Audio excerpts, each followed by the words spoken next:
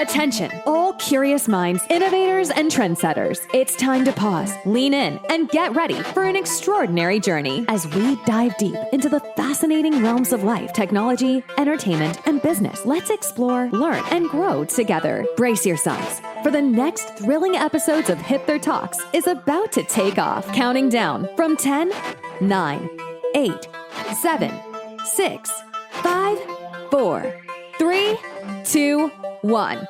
And here we go. Hi everyone, Zoltan here. We're back again at Hipther Talks, and this time we have a special guest. And guys, today's guest isn't just shaping the future of the iGaming industry. He actually helped rewrite the rules of the game, literally.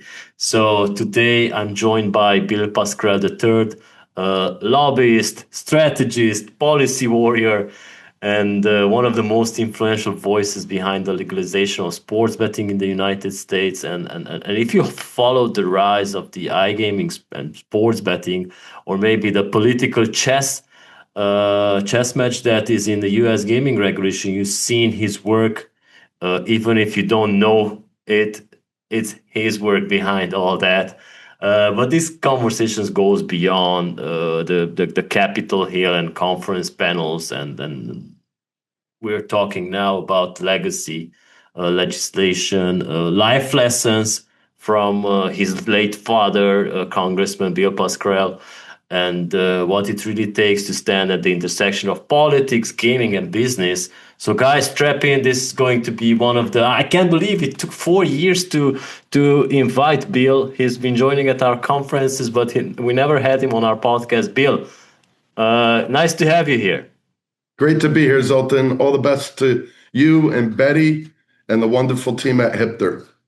All right. So we have this tradition here on Hipther Talk that we like to give the opportunity for our guest to say a few words about themselves in their own words, because your bio would be too much to read either way. So yeah, Bill, please let our audience know who they're dealing with today, even if somebody might not know you. Yeah, I'm sure. Thank you, Zoltan. Always a pleasure. And we've known each other for quite a while now. I remember meeting you years ago in Budapest at that great conference you always throw, which you've moved around a bit. My name is Bill Pascrell III.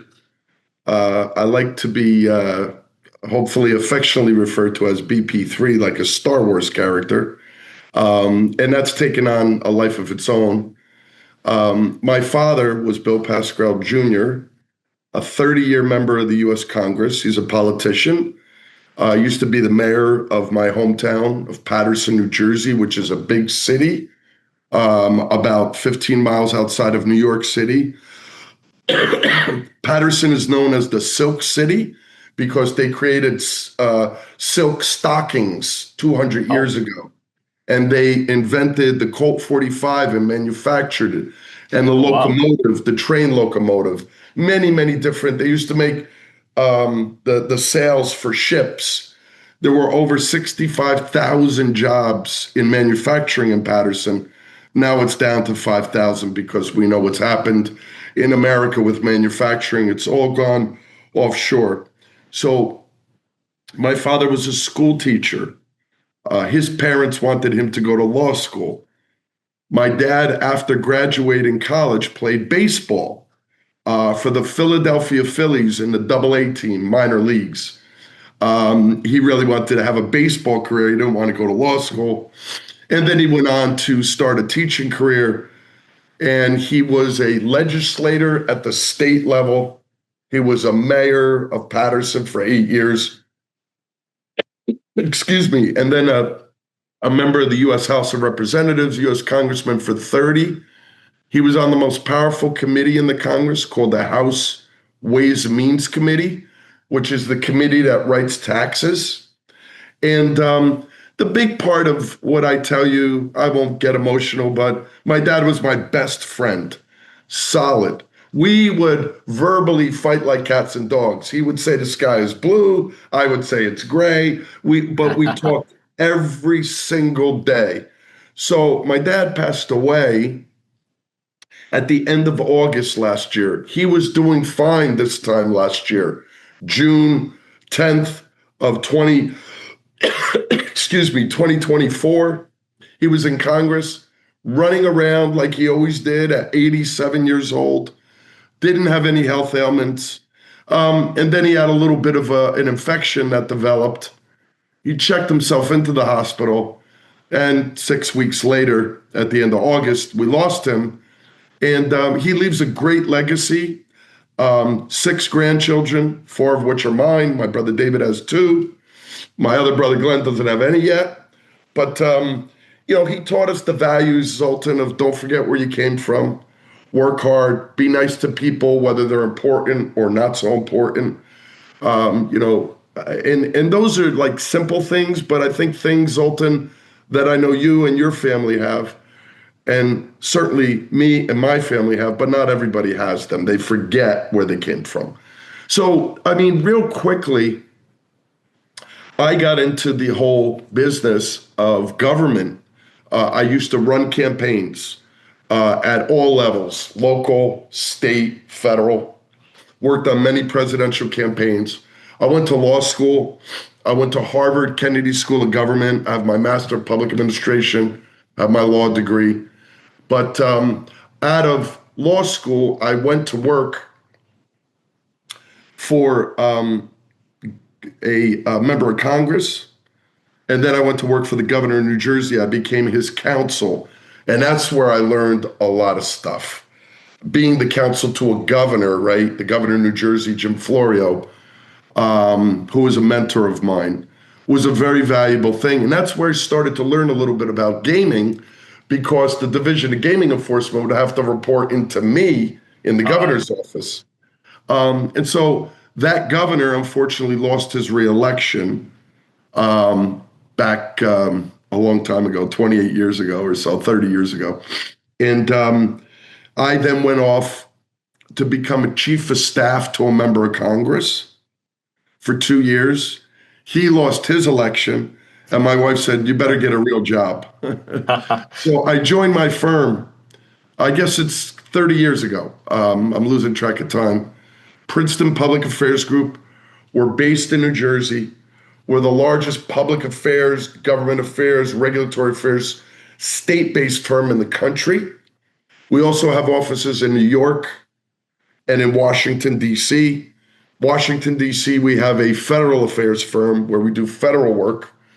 In New York, we do a lot of the work up in the northeast part of the state. And we also have a public relations firm based out of there called Princeton Global Strategies. I'm not here to sell my firm, but I'm here to say I didn't think I'd ever be in one place for that long, because traditionally in America, like when you started a job, you would end the job if you worked for IBM or General Electric or whatever. But more in the last 30 years, people change jobs all the time. I love my job. I love the people in it. And we'll talk more as we move along about when my life changed in the industry. But I'm really excited to talk to you. I miss you. And I look forward to hopefully seeing you in the fall. Yeah, we will. So when I was digging up to create the questions for our podcast, I found many things, and it was so hard for me to pinpoint. How do you define what you actually do? It's like people ask what we do at Hipther, and we do so many things that you cannot actually define one. So you worn many hats: lobbyist, strategist, advisor, speaker. So how do you actually define what you do? Yeah, that's a good, Zoltan, I always enjoy talking with you and always enjoy having a meal with you, because it's always interesting. So that's a really good question that I've begun to focus on.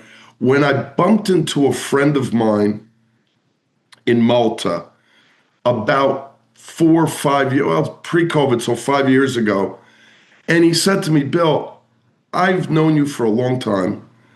I've been with you. I've listened to you speak.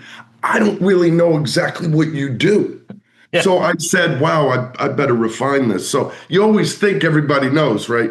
So first and foremost, the main thing I do is helping folks with strategy, advisory services. they want to come into the United States, or they're here and they want to expand into another channel in the gaming industry. Or they need some strategic advice on partnerships. Like a short way of answering it is, I'm a fixer.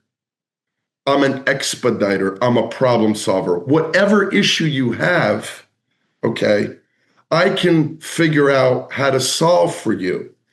And what I found in time is that's true, but a lot of people like don't understand that because there's not a title, the fixer, right? Yeah. So they'll go, when they come to America, which is a vast land and very expensive to operate in, like they seem to think they can do it a lot of times on their own. They'll go on Google, they'll research best law firms, they'll hire that law firm thinking that a big law firm in New York knows everything. And then a year later, they'll be back to me and say, Bill, I spent $500,000, we got nowhere.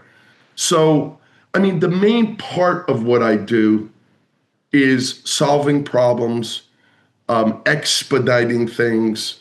And I do work not only in the gaming space, but I'm doing lots of work now in payment processing, geolocationing, anti-money laundering, responsible gaming, AI. So these are new practices I never thought I'd do. And then in addition to traditional casinos, which is where I started, brick and mortar retail casinos, I represented all of them in Vegas and Atlantic City and Connecticut. I do iGaming, sports betting, esports, lottery here, horse racing, and a lot of untraditional sports, like we've talked about, card-jitsu and drone racing and pro miniature golf and slap fighting and all those issues. So that's sort of it in a nutshell. I am a lawyer, but I don't bill hourly.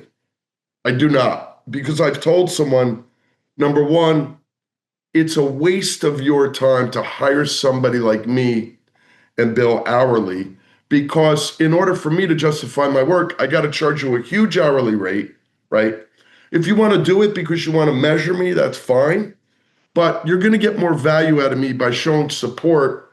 And so you're going to get more hours out of me by doing it that way. So we have in my company, Zoltan, on average, I mean, we just had a meeting for the firm yesterday, 380 to 400 clients. Right now we have 382 clients.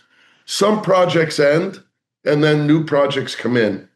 You know, we're about a $15 million business, Princeton Public Affairs Group, not including the other two. And it's good. I have 4 other partners. We have about 30 members of the firm. You've met Stacy before, my executive assistant. But, you know, we're really good at solving problems related to government. When you get fined or penalties, we can work behind the scenes if you have a good story to tell to convince the regulator, maybe don't go so hard this first time. All right, so basically you're a regular Ray Donovan of the gaming industry. Yeah. All right. So what's your typical day? So the question would be about what's a typical day in the life of BP3, and do you actually have one? Because I don't think you do. Yeah, I mean, you reminded me when we talked a while ago, many people have asked me this, and you try to find an answer, right? So the first short answer is I don't really have a typical day because I fly about 200,000 miles a year. The reason I fly so much is I'm doing work in just about every region of the world except Africa right now. I'm doing work in all of Europe, LATAM, Canada, obviously the US, and then Southeast Asia, Oceania, New Zealand, Australia, Singapore, Malaysia. And so now starting to do work in a new region for me, which is the UAE. That's new for me. So a lot of the flying has to do with 3 things. meeting clients to introduce to other potential partners and negotiating. 2, going to speaking engagements, which I do a lot. I'm starting to dial it back a little bit more because it's just so much travel. But I do about, I don't know, I'd say an average of 14 to 16 different conferences a year. Obviously, always going to yours because I find it the most fun. And then thirdly, I do a lot of work with going with regulators to my clients' offices where they have to do investigations on suitability. Give me your tax returns, give me your fingerprints, let me interview you to make sure you're of good character to get a license. So my typical day is, if there is one, it's either waking up very early and getting to the airport to get somewhere.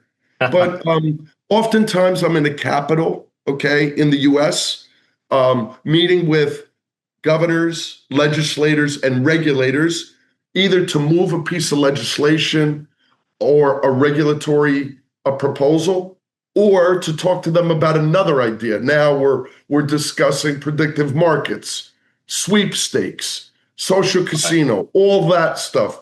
Bitcoin, cryptocurrencies. So that's kind of typical. And then I also do work in the lottery and horse race space. So I'm meeting with the lottery regulators, the horse racing stakeholders. You have thoroughbred and standardbred horsemen. You have the racing commissions, So it's what's good about my job is it's fun. I like it. And I'm not sitting behind a desk because a lot of my clients, when they hire a lawyer, the lawyer's behind their laptop all day. They're not moving. So they get a little bit, oh, Bill, I sent you an email at 6 a.m. I haven't heard. It's only noon. Give me a break. Yeah. So I try to stay on it. I like moving around because when you move around a lot, nobody can hit you. Yeah. All right. So let's talk about the fact that you are still passionate about what you do, because we've seen you on stage and we've seen you speak with clients. So what keeps you passionate after so many years in high stakes political and industry works that you do? Great question. One of the things that I get very frustrated with, and I am not going to point fingers because I like to be constructive. Fortunately, you and I get along great because you have passion too. You could see it in you, and you like what you do. I think a lot of people who speak at conferences or speaking engagements typically are either nervous and don't like reflect well, or they're not passionate about what they're saying. So I always say sometimes they have these prep calls, right? Yeah. And my Yeah. participation in prep calls is 5 minutes. I don't want to know what the questions are. You can ask me anything you want. I'll send you questions if you want them. 2, if you're not passionate about this and you're not going to push back hard, you don't have to agree with me. Don't even bother being on this panel. And number 3, don't just say what you think people want to hear. And I'll give you an example. Last week, you'll love this because you're an eclectic guy. Last week, we had the NAGRA event, North American Gaming Regulators Association in Nashville, Tennessee. It was at a beautiful venue. They made one mistake. So the event was Monday, Tuesday, Wednesday, Thursday. And Wednesday night started the country music festival. So people fly in all over the world to go to that. So the hotel room rates went like this. The place was crowded. And I didn't go there for that. I went there to do work and get out of there. But it was very well attended. They sold out, like your event.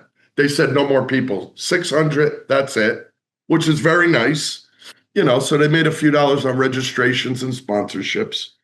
But I did a panel with a couple of familiar names from FanDuel and DraftKings and a couple of regulators.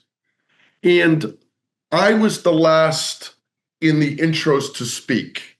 So the moderator, three other people spoke, and then I spoke. And I said, listen, understand, you may know me. Here's who I am. Here's my name. I'm not here to just throw words at you.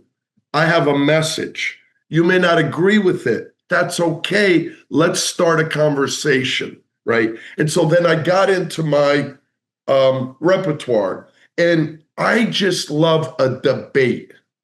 So what some of the proudest moments of my life aren't when I get the paycheck. It's when a regulator from a state I do some work in came up to me after my panel and said, Bill, that was really good. You created a lot of people saying, wow, I never thought of it. That was excellent. I wish the other panel members did it that way too, because some of them they're like, it's almost boring, right? But he then said to me something that I had forgotten. He said, Bill, a couple of years ago, you were flying back from the Czech Republic, your event, Zoltan, and you landed, okay?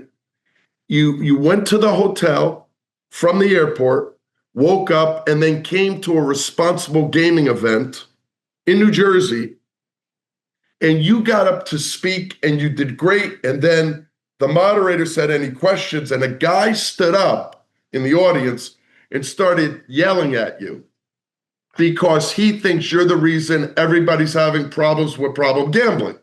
And he yelled and he yelled, and you didn't say a word. You let him talk. You let him finish. And you said, sir, thank you so much. I appreciate your comments. I don't agree with them, but you're passionate like I am. I respect them. And here's my answer. The guy had really nothing to say. He wanted me to get into a shouting match, right? Yeah. So knowing your audience is important. The other thing is, when I come to events outside the US, I know that a lot of people want to hear about the US. That's why I'm there. But what I also do is try to create some symmetry where I'm also explaining my understanding of what's going on where I'm located, right, where I'm at the time, the different regions of the world and how regulations are very dissimilar, and to try to create some type of appreciation and understanding. All right. So guys, we would be talking about this at dinner, definitely. So you are basically witnessing a conversation which we would be having, but now we are recording it.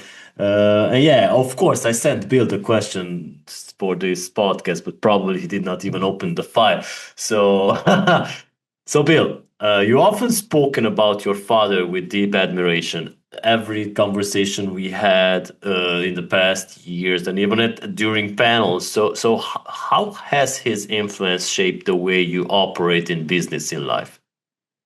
Yeah, that's a good question. Two ways of answering it. Years ago, when I was a brick and mortar casino lawyer, regulatory affairs, lobbyist, I knew nothing about iGaming, zero. In 2009, I got a phone call, and you've heard this story, from a guy by the name of Joe Brennan, who was with an organization called iMega, the Interactive Media Entertainment Gaming Association, which was made up of 32 offshore illegal sports books that wanted to be legitimized. They wanted me to lobby for U.S. regulated, licensed, legal sports betting. Fix the problem. To fix the problem, right? And so that they could also eventually sell their companies legitimately, right? And so I had the occasion through Joe Brennan to meet a gentleman who I absolutely adore, and I didn't know he had some connection to my dad, because my dad was a fun guy. He liked bourbon, he liked cigars, never smoked cigarettes. He always liked a good poker game. And he was married to my mom for 61 years. And so, my mom is still alive, thankfully. So Isai Scheinberg, who's the founder of Poker Stars. Isai is a Russian Jew who moved to Canada because he was working for IBM. And this is a great story. Every night, now he was the senior VP for IBM Canada. When he would go back to his apartment, because his wife and kids were back home across the globe, a lot of guys and perhaps some women, back then there weren't many women in technology, unfortunately, they would go out and drink, smoke, go out to bars, go out to nightclubs and all. Isai stayed in his apartment and created P-I-E-R software, which is the foundation for PokerStars. Yep. And the rest is history. So I met Isai in the Isle of Man back in 2010, early in 2010. We had a new governor in New Jersey. I had just worked on the race. And Isai said to me, Bill, a lot of people have recommended we meet. I said, Isai, to be funny, I had no idea where the Isle of Man was. I didn't even know it existed. So I'm here. I was there for the day. I didn't stay overnight. I said, I have a proposition for you. You've been spending 40 million US dollars per year lobbying Washington to pass iGaming. Caesars, which is a client of mine, has also been spending 40 million for many years per year to pass iGaming. What have you gotten out of that? You haven't gotten one committee hearing, not one session, and you do have a bill. And by the way, I found out the bill was sponsored by Barney Frank, who used to be a congressman from Boston. He was the first openly gay U.S. congressman. He's still alive. The co-sponsor of the bill was my father. I said, Isai, my father wouldn't know what iGaming was if it hit him over the head with a baseball bat. He had no idea, right? Like, you didn't even educate him. He said, what's your point, Bill? I said, I'll tell you what. You give me 10% of that, 10%, and give me 2 years. If I don't get it done, don't pay me anything. But over time, I want you to pay me. We'll have a contract where I have to reimburse you if I don't get it done. What happened? Yeah. We got it done 2 years later. And we got it done because a lot of times you think you have to hire Goliath. Sometimes you have to hire David, right? I'm the David. I'm the Dragon Slayer. I lost all my casino clients. They're all back now because they were afraid of iGaming. So what people don't understand, and my dad taught me this a long time ago as a teacher, teach before you preach, educate before you advocate. So I would go in by myself. I had nobody else. Isai wasn't flying in. Sometimes I would have Joe Brennan, and then I started to get what I call allies. I would go in and meet individually with each different member of the legislature, different stakeholders, the governor. We got it done. It was extremely successful. And then we were able to pivot it to other states like West Virginia, Pennsylvania, Connecticut, Michigan. So we're in 7 states plus Nevada poker only now. Yep. And the same thing happened with sports. But, getting back to my dad, like you really have to put the time and the energy in. This is not a 9-to-5 job. And you have to like what you're doing. You have to go in and be willing to explain to people why this is important. It creates jobs. It creates revenue. You're cracking down on the black market. And a lot of people have concern but don't know how to solve problems. Yeah. Also helping with problem gambling. Because in the black market, there's no concern about problem gambling or the consumer. So those are some of the messages. Now, here's what's happened. Everybody thinks they know everything about iGaming because they can play it on their phone. So these companies come in, they hire other folks, and they've gotten nothing accomplished. I know they're coming back. I know that. So I don't have to really. But the other piece that's really fun about my dad lived until his last days into the hospital in the house I grew up in. It was a very modest home in the ghetto. right? He lived in the ghetto. He wasn't moving. The house is still there. We're cleaning it up and probably putting it up for sale because we've taken my mom in. She cannot live alone. But he came from very humble means. His parents came from to America from Italy. Don't forget where you came from. But I'm at a stage in my life now where I used to beg, borrow to get business. Now I'm comfortable. It's like what excites me is a new project, right? Getting engaged in something new or innovative. The money is great. It helps you do other things, but it doesn't excite me the way it used to. All right. So yeah, we were sticking to this topic because I just want to get emotions out of you. So what's something about your relationship with him, personal or even professional, because you did work with him as well, that you carry on with you every day? Well, one of the things that is very frustrating for me because I realize that a lot of people, family, friends, clients rely on me, right? So I've also learned that I have to sort of take care of myself and get rest so I'm able to do that. Yeah. That sometimes I need somebody, right? That somebody used to be my dad, right? So I get a little bit sideways, probably once a week, once every other week when I wake up. The first thing I used to do after I brushed my teeth, washed my face, and had start the coffee was call Dad. And if I didn't call him by like 6:15, 6:30, he was calling me every day, right? It used to be on a hard line when we didn't have mobile phones.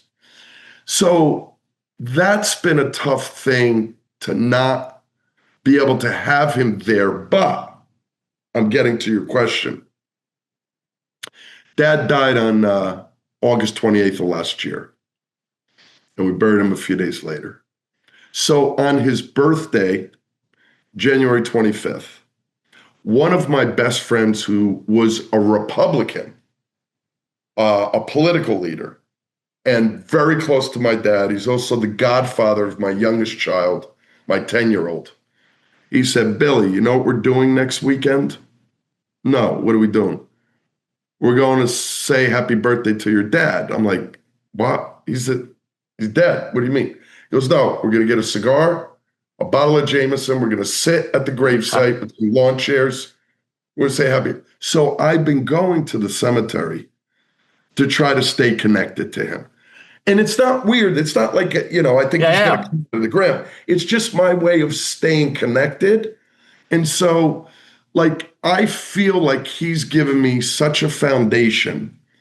And my children, his grandchildren, really appreciated it well, too. They're having a little bit of a tough time dealing. So now my next project is, and this is fun. I told you my dad played baseball. So he played for the congressional baseball team. It was a big event. Every year, it was the Republican members of Congress versus the Democrats. And there have been a few professional baseball players who went on to be members of Congress, and they played in the games. This is not softball, it's baseball. Yeah. My father played for 25 years, and then the last 5 years, as he got older, he became a coach, right? So tomorrow night at Nationals Baseball Stadium in Washington, D.C., where the Washington Nationals play, they're inducting Dad into the Baseball Hall of Fame, and they're honoring the game for him. So I'm going down and I was invited by some of the Republican members and the Democratic members to come down because they all liked my dad's passion for baseball. So you keep the legacy and the tradition going. Oh, that's very great news to share. Congrats for that. Yeah. And was there any lesson that your father taught you that you find yourself passing on to others now? Yeah, and it's a hard lesson today to follow. And he did it till his death. And it's not anything intellectual or extraordinary. It's the simple lesson of loyalty. So many people today do not have the ability to be loyal to anything. I understand that we're all concerned about institutions, right? Like the Congress or the White House or the Catholic Church, or you pick an institution. Yeah. I'm talking about loyalty to people, right? Like you don't have a strong relationship with a person when they're doing great, right? You have a strong relationship with the person no matter how they're doing. Don't be a sunshine Exactly. friend. So Dad was really good at that. Many times he would say to me, Billy, be careful what you're doing now. I see you're moving in this direction because you feel that this person can't be helpful to you anymore. Don't do that because what goes around comes around. Loyalty is in rare commodity today. Very few people are loyal. And so it's like, Zoltan, it's funny. It's like you're in my relationship. When I met you, you were just starting out this organization, right? You were getting it moving. Now you're at the pinnacle of your career. People want to buy your company. You're growing. You're doing great. So now you've got thousands of friends. The Yeah. question becomes, right, when you get to the apex and you start to come down a little bit, right? Or who's going to be there? And the other thing my dad said, which is just a euphemism, Billy, remember the way you climb up the ladder, okay? Because when you come down the ladder, it's going to be hard. You're going to hit your chin, you're going to bang your knee. So you need people to help you when you're falling down a little bit. And everybody thinks they're invincible until they're not. Yeah. And that's some great advice because, like you said, the way you climb that ladder, you are burning bridges, you are doing some stuff that might hit you in the face later then. So yeah, let's rewind back to New Jersey's battle against PSAP, the PASPA. So what do most people not know about what really went on behind the scenes? Are you like going to share some of the stuff? Yeah, so frustrating thing for me. And here's what people typically say, because everybody feels like they have to say something. I get it. Yeah, of course. You don't have to say anything. My old saying, you like this, you always laughed. I can talk chrome off a trailer hitch, right? That's an American Yeah. euphemism. So what people really don't understand, and I don't think they really care to learn it, but when they hear it, then they get a little interested, is really what happened. I have, proverbial scars to show for the battle. It was a battle. I was hired by a group of offshore books that paid me good money to fight this battle. They wanted to pay me in briefcases, brown paper bags. And I don't operate that way. So I had to get an opinion from the Attorney General to say that I could accept their compensation because they're offshore illegal books. But I made the argument, hey, somebody's a criminal. They need to be able to hire a lawyer, right? So I got that determination to be able to accept their compensation. But I tell you, this is a battle that everybody that's in sports betting now, because we're in our 6th year, right? We're going on and on. Well, I think our 7th year, actually. Yeah, 7th. Yeah. Yeah. They think they know all of this. What they didn't know is what the NFL tried to do to hurt me. Huh. The NFL, because they were against this. They did not want this.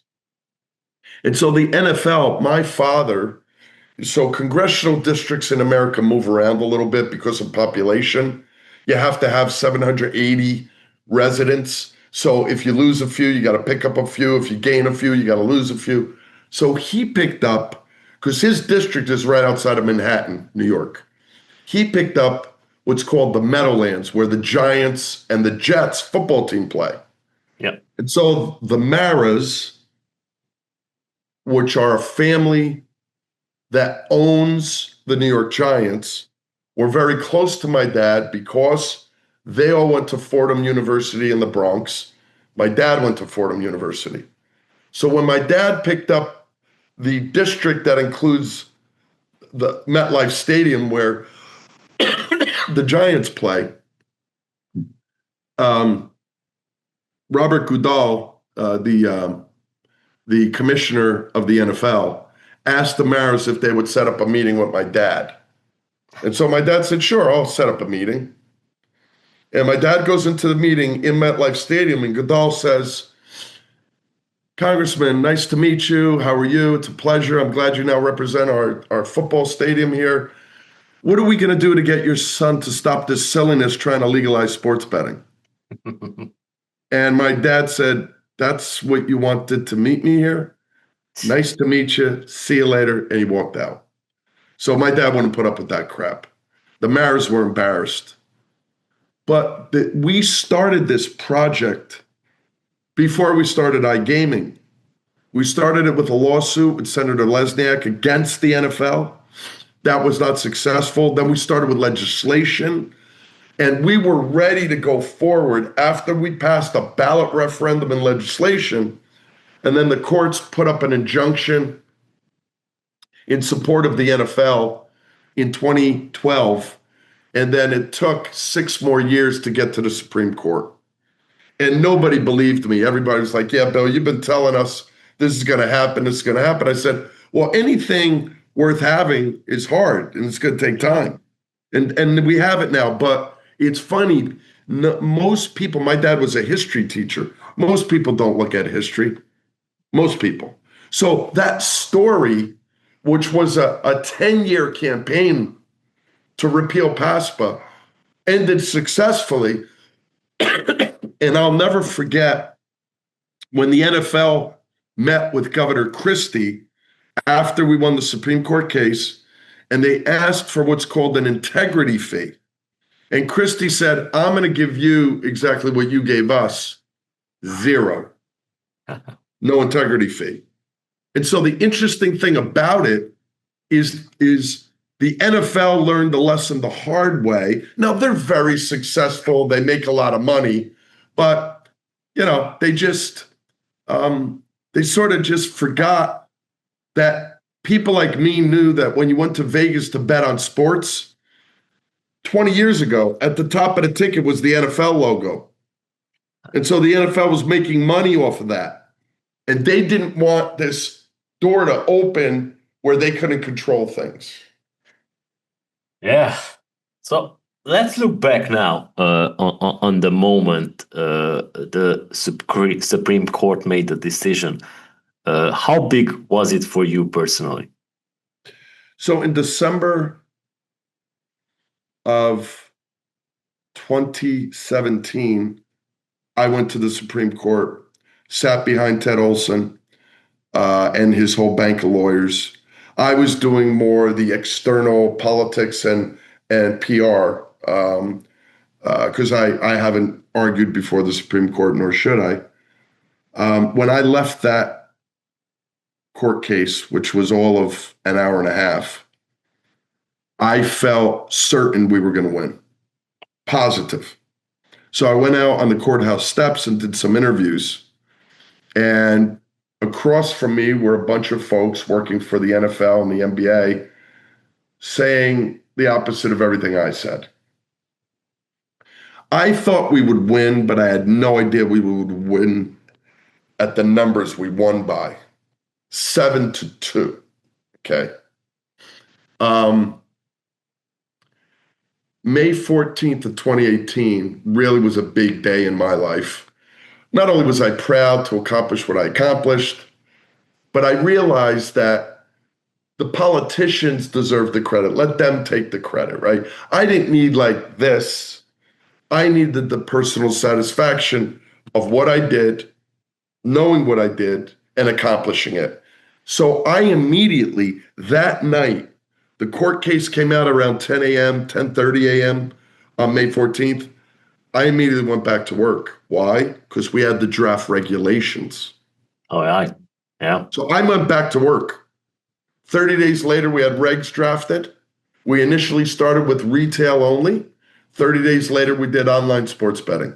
And the rest is history. Now 30 states, 38 states plus DC and Puerto Rico have it. I mean, it's essentially everywhere except California, Texas, and a few other smaller states. It's doing well, but I do think the industry has another Achilles heel, and that is being ahead of responsible gaming to make sure we're protecting the consumers. All right. So, those who are not familiar in our audience on the podcast, Bill, Jeremy Kleiman, and Martin Lichka are our regulars on the virtual meetups, and every 3 months they do a roundup of what's happening in the U.S. and not only recently, they're also going into international updates. But Bill, which U.S. state is most surprising to you in how it's handled gaming and betting regulations? So it could be either positive or maybe frustrating. Yeah, I mean, interesting to me, which, you know, I love going to a cocktail party with people in the industry and asking certain questions, because you can find out in a minute whether people know what they're talking about, know what they're doing. So there's 2 states in America that are very, very interesting to me. And the reason they're interesting to me is because, you know, in horse racing, you can put a bet on a horse at 18. Every other state, you got to be 21 to put a bet on iGaming, sports betting, casino, whatever. Lottery is also 18. Okay. So in every state, it's 18 for lottery and horse racing. But in 2 states, it's 18 for sports betting. North Carolina and Kentucky. That's very interesting to me because other states, because they think they're going to fix the problem gambling issue, want to increase the age for lottery and horse racing. I think that's a big mistake, and I'll tell you why. And I'll bring it back to my dad. When we were growing up, every Sunday, as Italian Americans, they brought the tradition from Italy, we would have Sunday afternoon pasta, meatballs, sausage, gravy, and Italian bread. And then my mom and dad would have an espresso. We would have a glass of milk and a cannoli or whatever. But my dad always, even when we were young, like 12, 13, 14, at that table, and we didn't understand it because we hated it, he'd give us a little glass of wine, very small, almost touch your lips with it. We hated it, but we started drinking wine early in life. So my dad used to say to me, "Why did you tell that story in front of 1,200 people?" I said, "Dad, because there's a moral to the story." My brothers and I went on to college, and we noticed in college that a lot of people that lived home their whole life that weren't educated as well as we were, they went off the rails with alcohol. They couldn't control it. They became alcoholics, or they got in trouble, went to the hospital, drunk driving. Dad, we know we're safe and healthy today because of that example. And my dad he's like, "Oh, I was just trying to show you, you know, it's okay. It's not taboo." See, I think we make a mistake in America. And I think people across the globe can learn by this. We have in American universities sex education, drug education, alcohol education. We don't have sports wagering education or gaming education. And they don't even want to touch it. How can you expect those young kids to understand what's going on? Because we should be introducing this at the high school level, not educating them on how to gamble, but on how to protect themselves and how to be proper and civil and healthy. That's why I think our country is on the precipice, because a lot of states think the best way to solve a problem is to ban something. In America, just like any place else in the world, once you ban something, people it want gets more attractive. Yeah, there you go. Of course, it's everywhere. And there's no use to denying that sports wagering exists. And yeah, like you said, it would be definitely something that needed. So do you think that we'll ever see like a federal level consistency in the U.S. gaming like market, or will it always be a state by state hustle like it is now? Okay, first I'm going to tell you what I want, then I'm going to tell you what I think is going to happen. I am in the minority. I do not want federal regulation. Okay. The reason I don't want it is not because of who our president is now. This is not because of Donald Trump. This applies across the board. The federal government has become a sort of super inefficient organization. They can't deliver the mail. They can't run the railroads. They can't run the airports. They're going to run gaming. Okay. What I say is the federal government couldn't run a one-car funeral. All right. Okay. I do not want federal regulation. Now, a lot of my clients and operators, they want federal regulation. Go ahead and have it.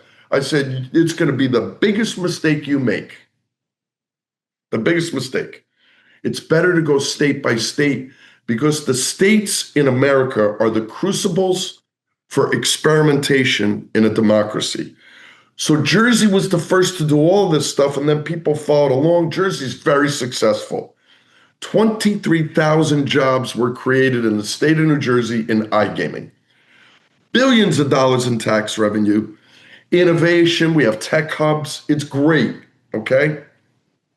Right across the border is New York State, okay? New York State is 2.5 times the size of New Jersey. It's known across the globe. New York City is there, right? All of that. Yeah. You know, the sexiness of Broadway. But their tax rate is 3 times our tax rate. And they're starting to see companies pulling out because it's very hard to operate and profit there, right? And they're realizing they made a mistake. So now they want to roll back the tax, but that's always hard to do. So the other mistake that people in the gaming industry are making is that they're trying to poke the tiger, right? The federal government is going to ultimately regulate the predictive markets. The CFTC is going to regulate it. They're just waiting. Today, as a matter of fact, it's going to happen for the chairman to get approved by the U.S. Senate. He'll come in, they'll have a meeting, and they'll approve Kalshi, Robinhood in the predictive markets, okay? And then states may sue. They're not going to win. But like, I don't understand. They think like, all we need to do is have the federal government regulate it, one regulatory regime. Yeah. It's a mess, right? So there are some good states and there are some not so good states, and everybody else is in the middle. But at least you can work on, it doesn't impact your overall business if you get a moronic regulator in. So I don't see a big future for regulating gaming. And the other thing is, Zoltan, again, most people don't know this, and it just amazes me who we bring into the industry in this world.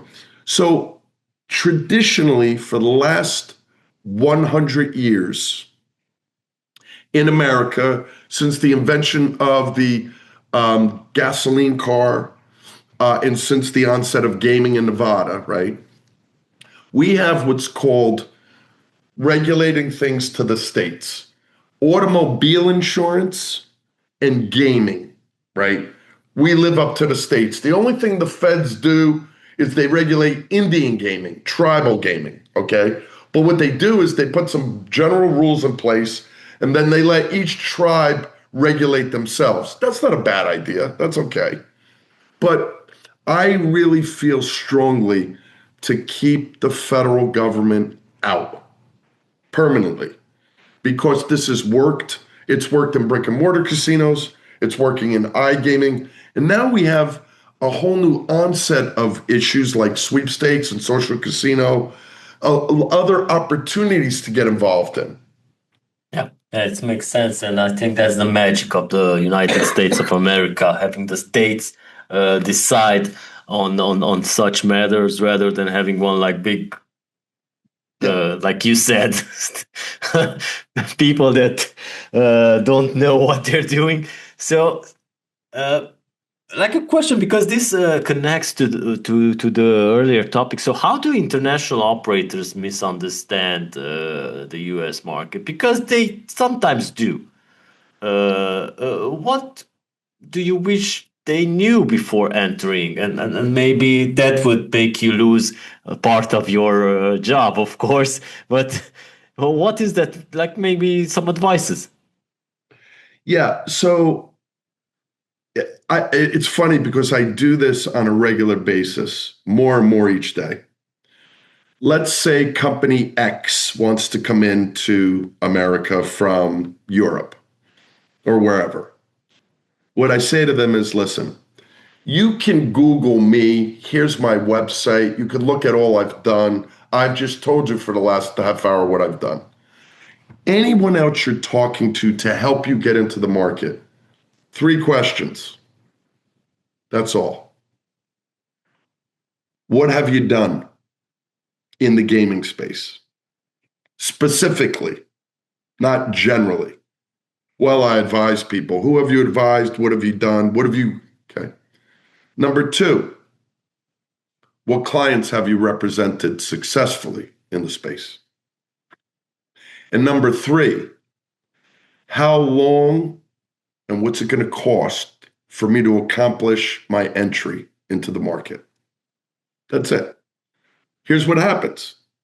Sometimes lawyers will be quick and easy and smart and they'll bullshit. But I know one thing most of the time, not all the time, I know I am good at what I do. Okay. I'm very good at what I do. And I think it's a reasonable compensation return. Reasonable. It's not cheap, but it's not the most expensive. It really doesn't matter to me whether you come with me or you don't, because I'm going to be here tomorrow, right? And eventually I'm going to retire because I'm a lot older than you, Zoltan. You know, I'm not going to be on forever. Well, you're not that old. Yeah, I'm old enough. I just would admonish them not to do what a lot of people do. And that is they go on and Google and they think they can find a good law firm or regulatory advisor or strategic advisor. I have a company now that is not from the US, that is going to be entering the US, that's been chasing me for 2 years. Chasing me. They said, Bill, we want to hire you immediately 2 years ago to write a legal opinion on what we do in all 50 states. I said, that's a waste of time and money. Why? Because the moment I write that opinion, you're going to pay me this amount of money for that opinion. 2 weeks later, it's going to be obsolete. You have to write another legal opinion. You don't need that. You need a strategy for how to get in. So now we've gone back and forth. Then they call me and they say, yeah, you're right. Our board agrees with you. Okay, fine. We want to bring you in to our board of advisors so you can start strategically advise. We'll pay you. Great. I said, the only way I'll go on your board of advisors is if you put in writing that you are willing to be regulated and you're going to advocate for regulation and licensing. They wouldn't do it because they're making money without being licensed, not paying taxes. I will not get involved in that. Well, we're back on a call again this week.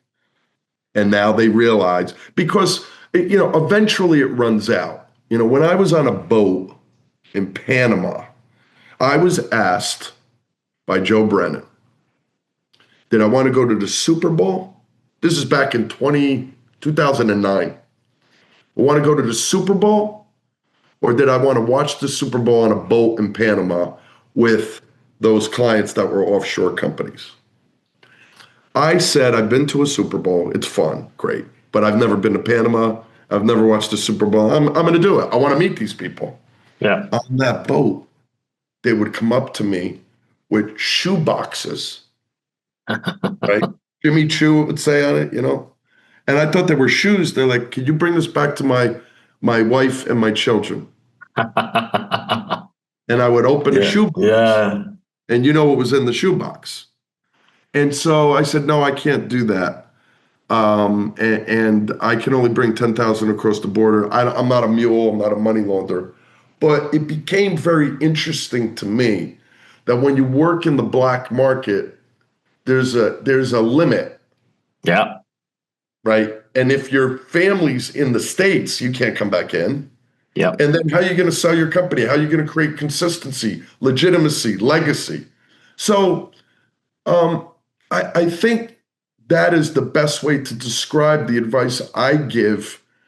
I also say this: the US market is going to go through a lot of turbulation over the next couple of years.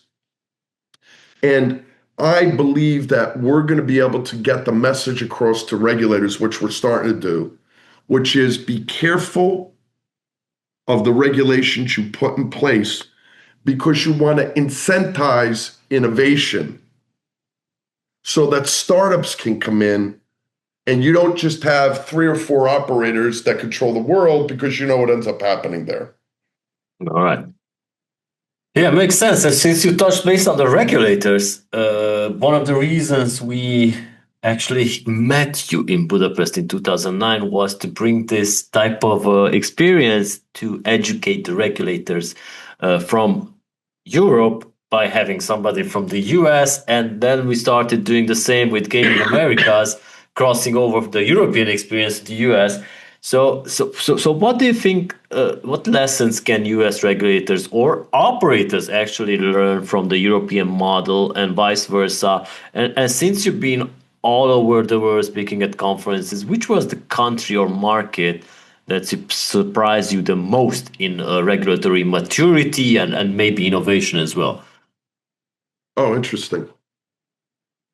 Well, first and foremost, the organizations like the International Association of Gaming Regulators, which are in Yeah, Berlin right now, NAGRA, the North American Gaming Regulatory. There's a bunch of them. yeah. Those regulatory groups are very good, but they all, and I've said this to all of them, they also need to do more collaboration with organizations like yours, okay? Because if you're at a regulatory event, there tends to Yeah. be a different mood, and not many operators go, right? Not many. Tends to be lawyers and regulators.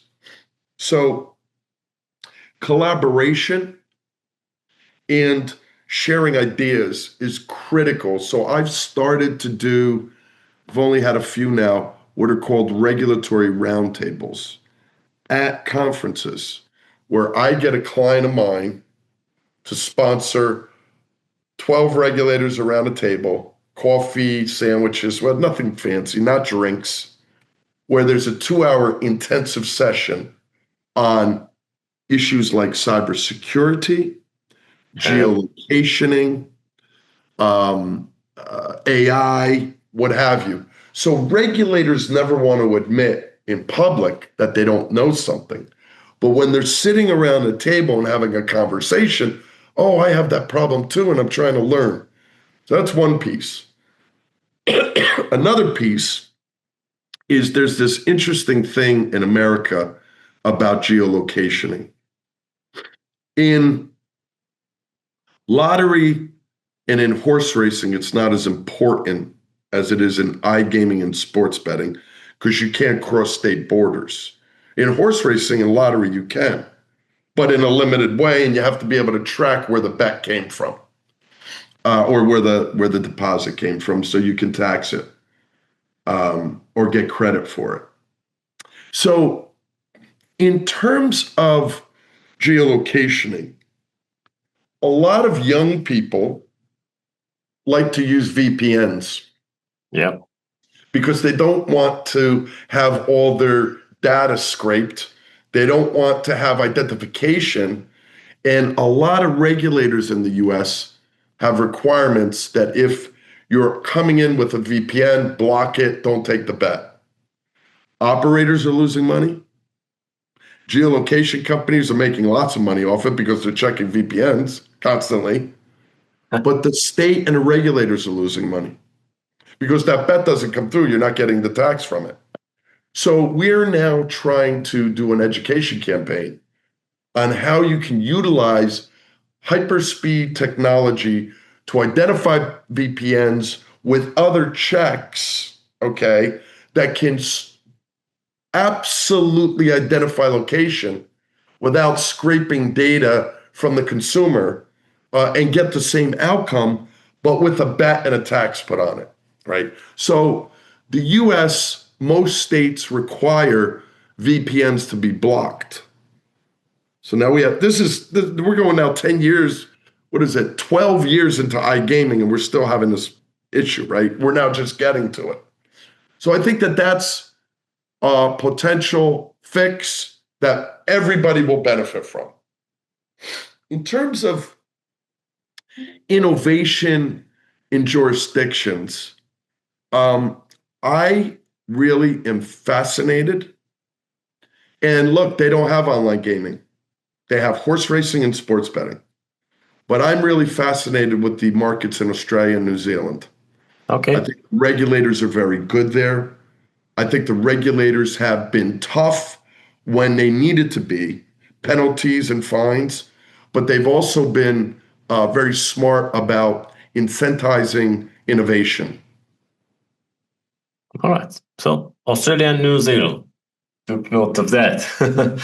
All right. So let's also talk about responsible gambling because you are among the strongest voices out there. And what's the biggest threat to meaningful RG progress right now? Yeah, well, 5 years ago, Entain asked me, because I've represented Entain since 2009 in America, formerly GVC. They asked me to come onto a board with Martin Litchka and Amani Toomer, which is the Entain Foundation board on RG. And we've done some really good things. So I've become educated and passionate more than most because of that. Talking to regulators across the globe, doing studies with Harvard and UNLV, putting different innovations in like ARC into the market.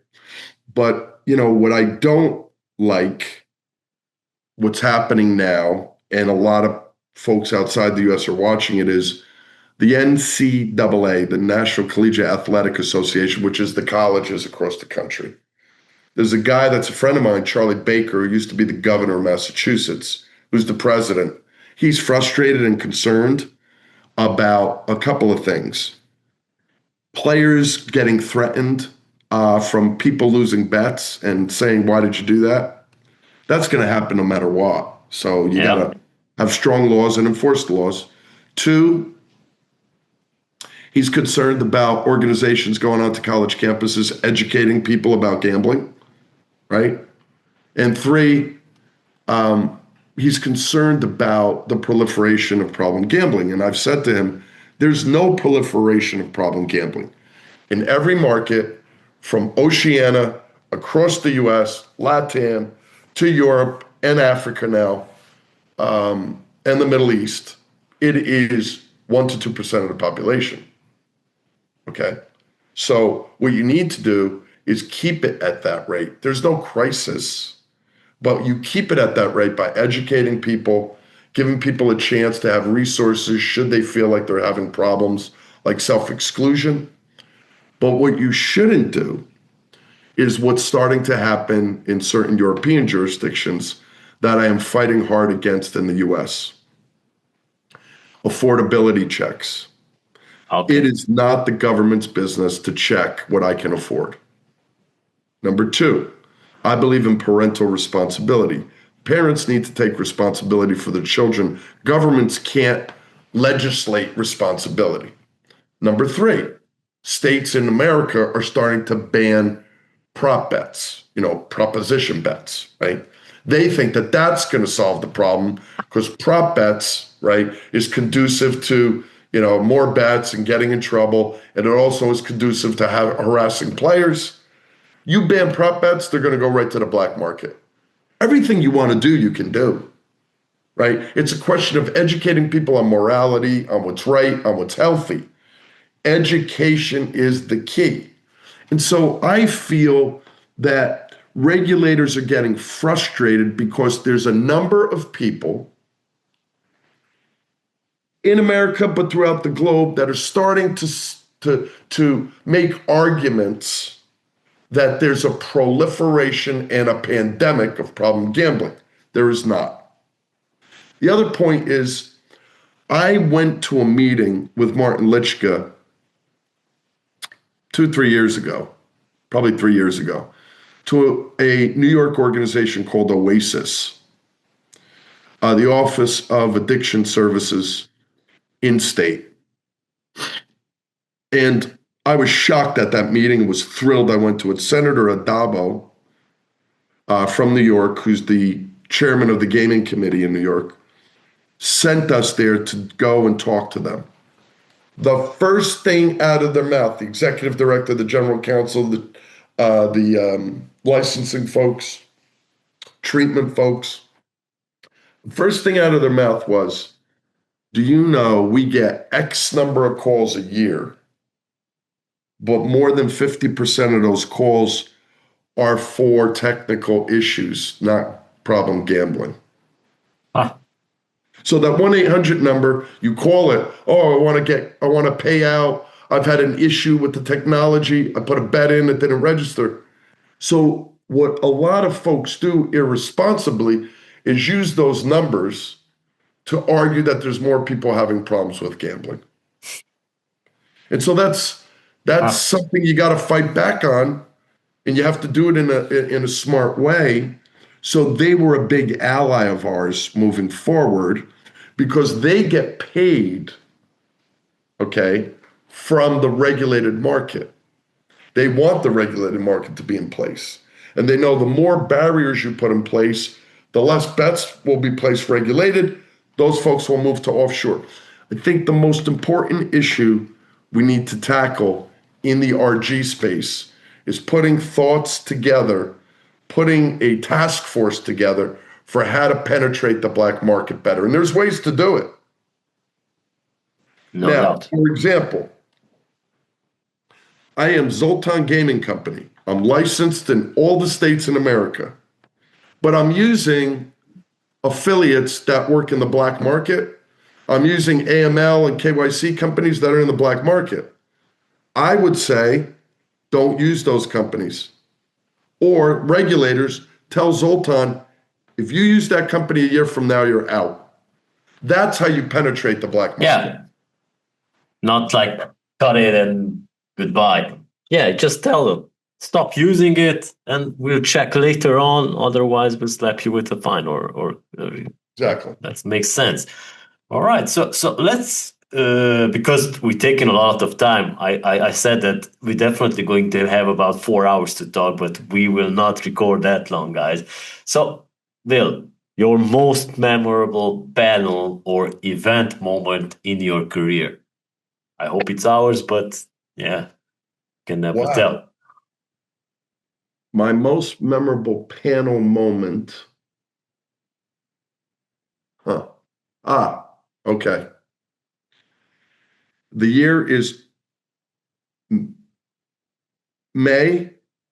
I don't know the actual date, 2019, a year after PASPA. I'm in Barcelona. It is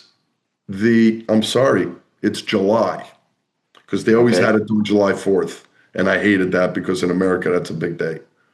So it's July 2nd, 3rd, or 4th, 2019. PASPA's repealed a year ago.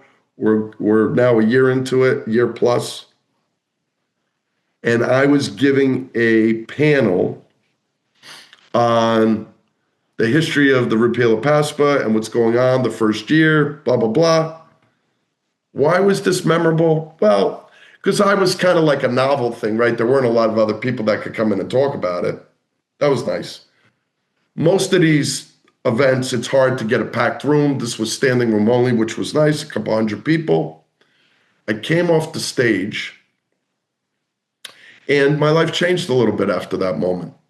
And here's why. This big, burly, bald-headed, 6'2" guy comes over to me with a very weird accent. And he said, "Hey, mate, my name's Todd Buckingham. I'm the CEO of BetMakers. We're an Australian public company in the horse race business, and we love what you've talked about. I was told I had to fly out here to meet you." I said, "Well, whoever told you you had to fly out here to meet me is a fool, because all you had to do was pick up the phone." I thought he was full of shit. I thought this guy was like rubbish. I liked him. We ended up having a drink later in the day. 2 weeks later, he's in America, and he hires me to bring fixed odds horse racing to America. The company's BetMakers. My son works for the company as general counsel now. That was the most memorable panel I had, because the panel went well, and like, it was a serendipity, right? Now, I've had other great panels where I've debated. I think I told you where I was invited to Faulkner University to debate the ethics. That was a 2-hour debate. I loved it. But the one I just gave you is the most memorable. All right, good to know. So yeah, we will take note of this as well. So I only have about 3 questions for you, so we're almost done. So one of them is very important. So what do you want people in the gaming and betting industry to remember you for?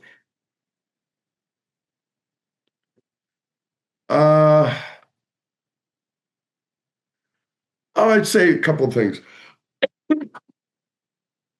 Nobody works harder.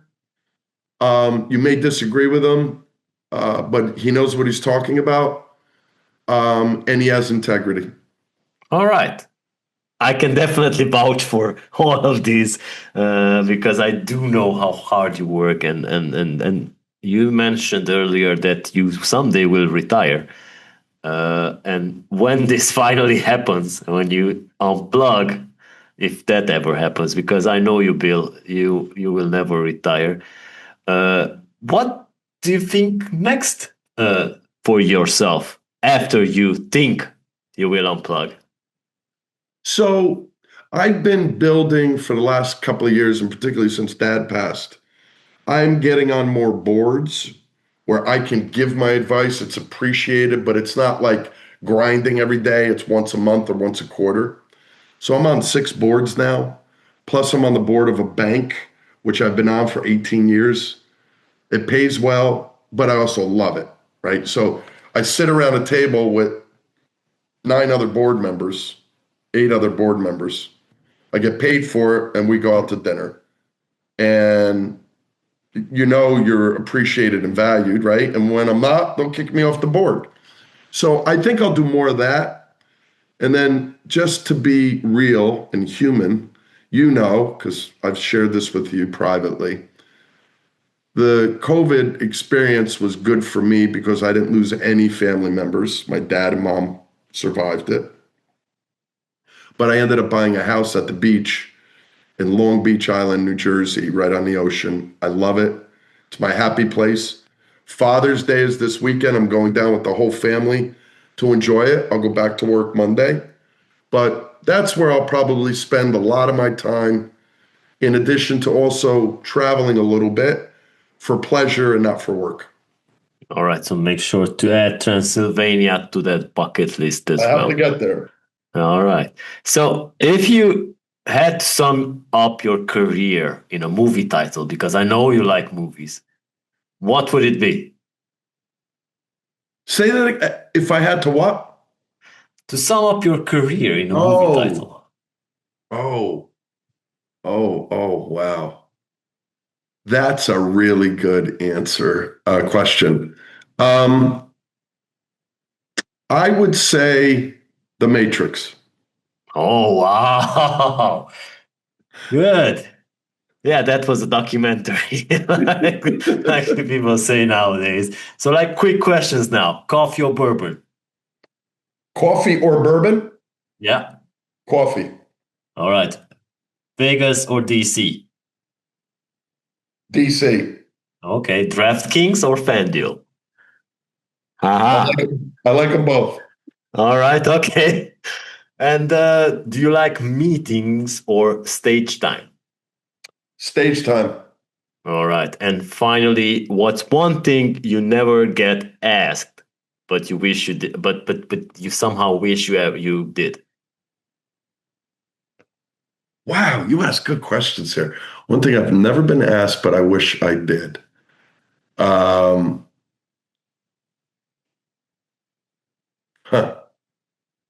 This question. Okay.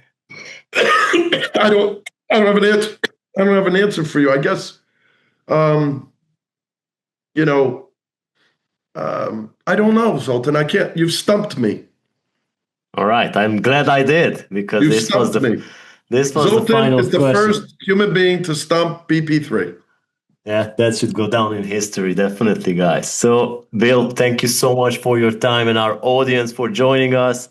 That's a wrap for this very special episode with Bill Pascrell III, BP3, a true insider who has helped shape not just policy, but the way we think about leadership, advocacy, and responsibility in the industry. I know for us and for me, it meant a lot to meet you, and definitely you have had an influence on my life and our journey. So I'm glad that after 4 years, I finally invited you to become a guest on our podcast. So Bill, I wish you all happy days now, and we'll meet each other soon. Zoltan, it's a pleasure. Not only are you a superhero in the industry, but you're a good friend. All right, thank you. That's some great words. So take good care, everyone. We will be back next week with more crazy stuff. Bye-bye. And that's a wrap for this section of Hipther Talks. Thank you for being a part of our journey today. Don't forget to tune in next week for more insights and discussions. Stay connected with us on Spotify, YouTube, Google Podcasts, Amazon Music, Apple Podcasts, and more. Until then, keep exploring and keep growing. We'll see you next time.